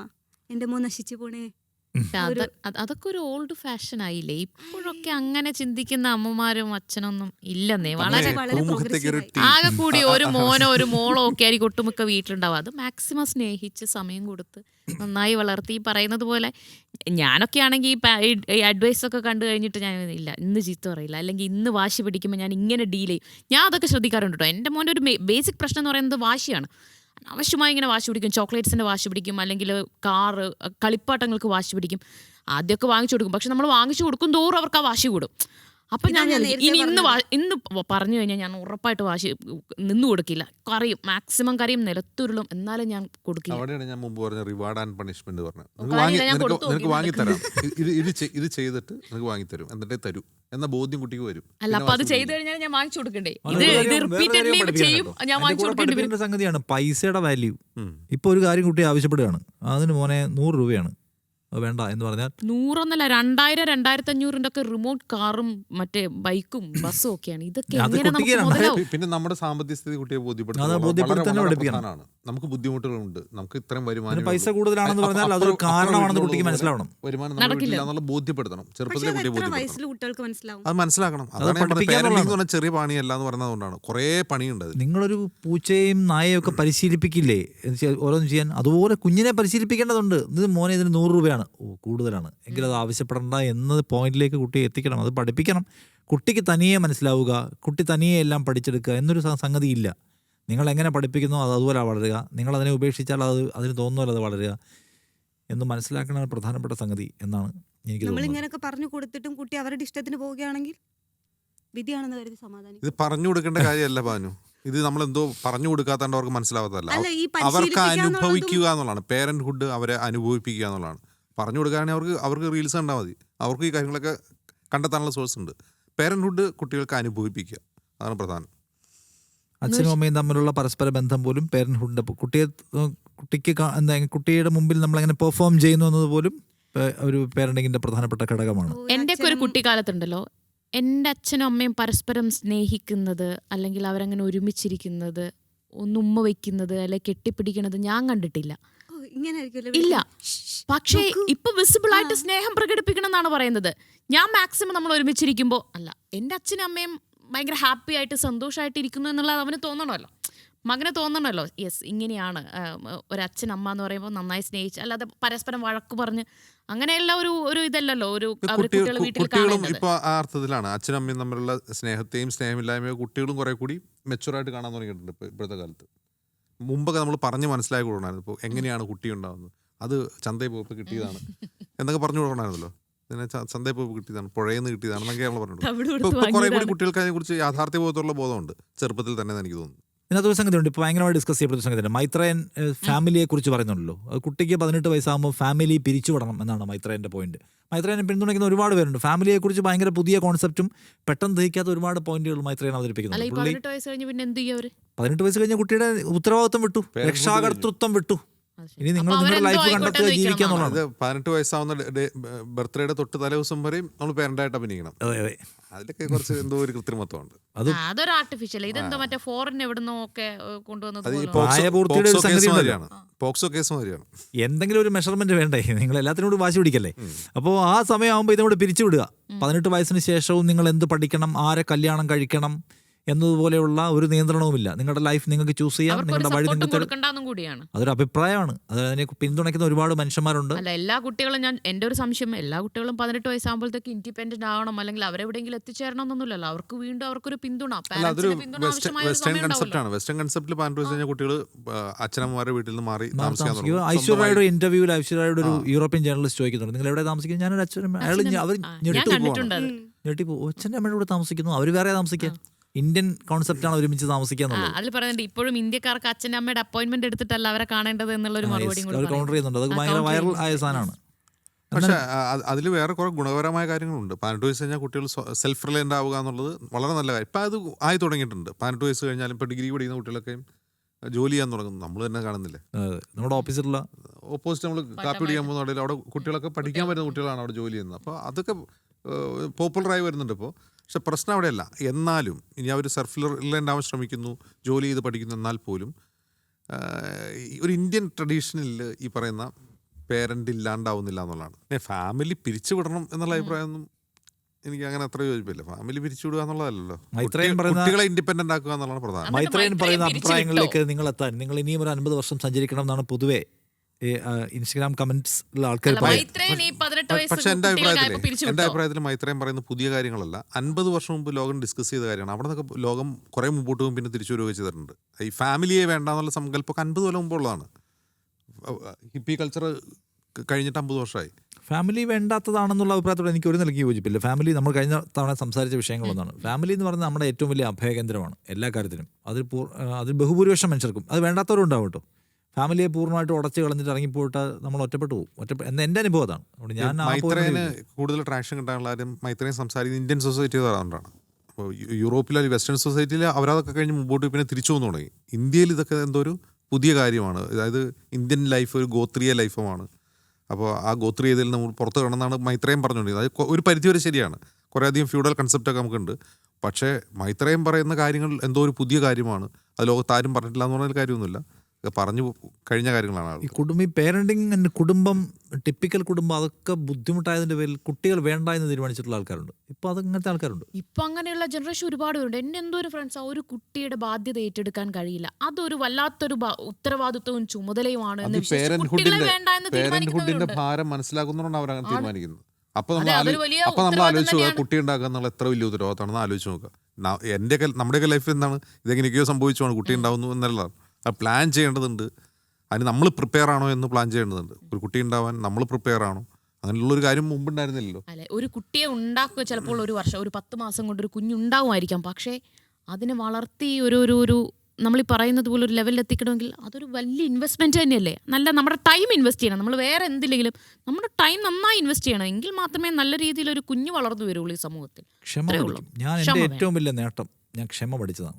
ഞാൻ പണ്ടിങ്ങനെ ഒരു മനുഷ്യനെ ആയിരുന്നില്ല. പക്ഷെ ഞാൻ ഭയങ്കരമായി ക്ഷമിക്കാൻ ശേഷിയുള്ള മനുഷ്യനായി. മറ്റുള്ളവരെ കേൾക്കാൻ ഒക്കെ കഴിയുന്ന ചിഹ്നത്തായി. അതെ അതെ, ശരിക്കുമാണ്. അതൊരു ഭയങ്കരമായ ചേഞ്ചാണ് എൻ്റെ ലൈഫിൽ ഉണ്ടാക്കിയിട്ടുള്ളതെന്ന് എനിക്ക് തോന്നിയിട്ടുണ്ട്. പിന്നെ നമ്മളെ കുറച്ചുകൂടെ ഒക്കെ ഭയങ്കര ആർദ്രതയുള്ള മനുഷ്യനാക്കും. പിന്നെ ആണുങ്ങളെ സംബന്ധിച്ച് ഈ പെൺകുട്ടികളുടെ അച്ഛനായിരിക്കുക എന്നുള്ളൊരു സ്പിരിച്വൽ അനുഭവമാണ്. ആൺകുട്ടികളുടെ അച്ഛനാവുക ഭയങ്കര സ്പിരിച്വൽ ആയിട്ടുള്ള ഫീലാണ്. നിങ്ങളുടെ ലൈഫിൽ നിങ്ങൾക്ക് കിട്ടാവുന്ന ഏറ്റവും മനോഹരമായ എക്സ്പീരിയൻസ് ആണ് എൻ്റെ പേഴ്സണൽ കമന്റ്. ആൺകുട്ടിയുടെ അമ്മയാവുന്നത് വലിയ കാര്യം. പക്ഷേ ഈ പെൺകുട്ടികളുടെ അച്ഛനാവുക എന്നൊക്കെ പറയുന്നത് ഈ പറഞ്ഞ പോലെ ഒരു സംഭവം തന്നെ. ഈ വീടും നാടും ഒക്കെ വിറപ്പിച്ചോണ്ടിരുന്ന ആൾക്കാരായിരിക്കും നമ്മൾ കുറെ കഴിയുമ്പോൾ റീൽസ് ഒക്കെ സ്ക്രോൾ ചെയ്ത് കഴിയുമ്പോൾ എന്നെ തോൽപ്പിക്കാനുള്ള പെണ്ണ് ഇനി ജനിച്ചിട്ട് വേണം എന്നിട്ട് അവിടെ റീലിനകത്ത് കാണുമ്പോൾ നമ്മൾ ദാമിയോ ഗിറെന്നൊക്കെ പറഞ്ഞിട്ട് ഇവരൊക്കെ റിട്ടയർഡ് ആയി കഴിയുമ്പോൾ ചിലപ്പോൾ നമുക്ക് അങ്ങനത്തെ സീനൊക്കെ കാണാൻ പറ്റും. പ്രൈവറ്റ് ആക്കി വെച്ചപ്പോ ഉണ്ടായിരിക്കും, പുറത്തിടാത്തതാണ്.